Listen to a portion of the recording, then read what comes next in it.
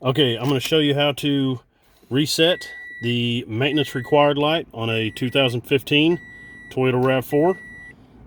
So the way you want to start off is have your key turned on.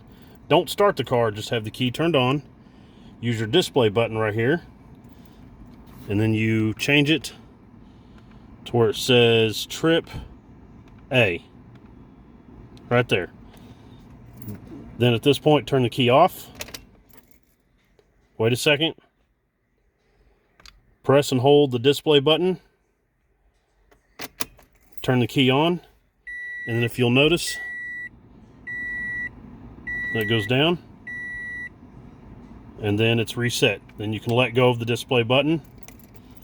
And if you notice, the maintenance required light turned off. So I'm going to turn the key off, and then I'm going to start it back up just to show you.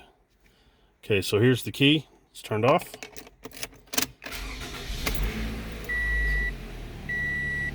There you go. Maintenance light is out. So, all right. Thank you very much.